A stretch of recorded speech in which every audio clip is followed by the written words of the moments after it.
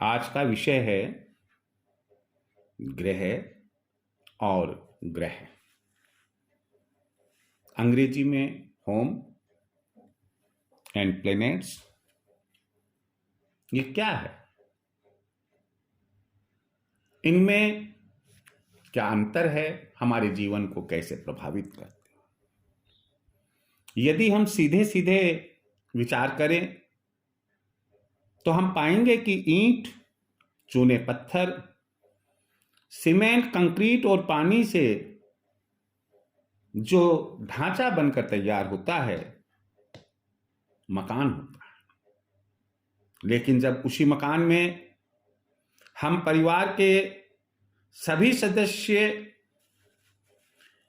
प्यार मोहब्बत से रहते हैं, एक दूसरे के सुख दुख में भागीदार होते हैं, एक साथ भोजन करते हैं, बांट चूट कर खाते हैं, तो वह मकान गृह या घर की श्रेणी में आ जाता है, जिसे हम अंग्रेजी में होम कहते हैं। भाग्यशाली होते हैं वो लोग जो स्वयं के घर में रहते हैं, और उससे भी ज्यादा भाग्यशाली होते हैं वो लोग जो घर को घर समझते हैं। भाग्य ग्रहों से बनता है, प्लेनेट से बनता है। ग्रहों का शुभ स्थिति में हमारे भाग्य में होना वही घर बनवाता है। चाहे वो प्लेनेट्स राहु, केतु, शनि, सूर्य, मंगल, गुरु, शुक्र, इनमें से कोई भी क्यों न अपना शुभ प्रभाव दिखा रहा हो, हमारा घर बनवाता है। पूर्व जन्मों का कर्म हमारे वर्तमान जन्म के ग्रहों की शुभ और अशुभ स्थिति बनाता है। ग्रह तो, प्लैनेट्स तो प्राकृतिक होते हैं और अपने प्राकृतिक नियमों में रहकर जो उनकी मर्यादा है, अपनी भूमिका निभाते हैं। परंतु हम तो प्रकृति द्वारा बनाई गई एक कठपुतली है, जो समझे और जानते हुए अच्छे बुरे कार्य करते रहते हैं। ऐसी कठपुतली हम हैं। दोष ग्रहों को देते हैं, परंतु अच्छे बुरे कार्य हम करते हैं। अगर हम वर्तमान परिप्रेक्ष्य में चले, वर्तमान स्थिति का जायजा ले, तो पाएंगे कि 90% प्लस में युवा पीढ़ी एकल परिवार चाहती। अब एकल पीढ़ी, एकल परिवार और जो वर्तमान जेनरेशन है, उस परिवार में क्या होता है? ना संस्कार है, ना धर्म है,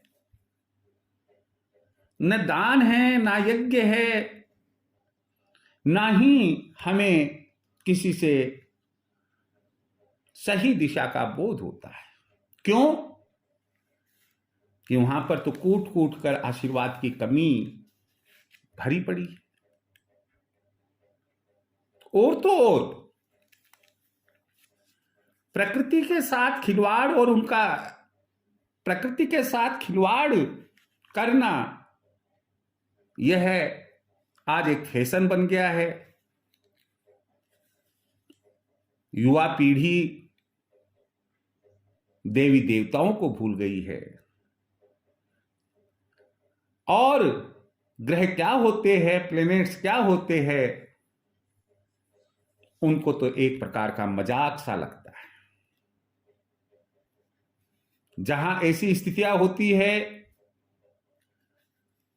पक्की बात है कि वहां उस घर में परेशानियां, बेचैनियां और अशांति पूरी तरह से भरी पड़ी रहती है। यहां आकर हम ये कह सकते हैं कि जो अर्थ हमने कहा कि जिस चार दीवारी में प्यार और मोहब्बत रहता है वह घर है, वो अर्थ निरर्थक हो जाता है और रोजमर्रा के अशांति और परेशानियों की वजह हम ग्रहों को ठहरा देते हैं। बोल जाते हैं कि हमारे ग्रह तो खोटे चल रहे हैं, जबकि हकीकत इसके विपरीत है। और यह हकीकत यह है कि ग्रह तो अपनी गति से नियमित चाल चल रहे हैं, हमने ही उन्हें पहचानने में शायद गलती कर दी है और गृह यानी कि होम, घर को ग्रहों का डेरा बना दिया। जहां यानी कि जहां का मतलब यहां घर से है, जहां झूठ, फरेब, एक दूसरे से धोखा और ना मालूम क्या क्या भरा पड़ा है। मेरा ये मैसेज आज की उस युवा पीढ़ी से है जो अपना रास्ता भटक रही है, जिन्हें माता पिताजी का आशीर्वाद नहीं मिलता। यहां ये माता पिता क्यों आए, समझ ले कि जिस घर में माता और पिता का आशीर्वाद बना होता है बच्चों पर, कोई भी ग्रह चाहे वो बुरे से बुरा ही क्यों ना हो, वह अपना बुरा असर उन बच्चों पर नहीं दिखाता है। ना केवल इतना ही, जिस घर में स्त्रियों का सम्मान होता है वहां पर भी बुरे ग्रह कभी अपना असर नहीं दिखाते। जहां सच्चाई का वास होता है, जहां ईमानदारी कूट कूट कर परिवार के सदस्यों में भरी हुई है, जहां धर्म ही सर्वोपरि होता है, पूजा पाठ नियमित होते हैं, सब लोग अनुशासन में रहते हैं, भला उन्हें कहां कोई ग्रह सताएगा नहीं। कभी भी कोई ग्रह खराब नहीं होता है, बस हमारी नियति उन्हें मजबूर कर देती है कि वे हमें दंडित करें। और हमें याद रहे कि घर को प्यार मोहब्बत का ही डेरा बनाए रखो, कभी अन्यथा नहीं जाओ।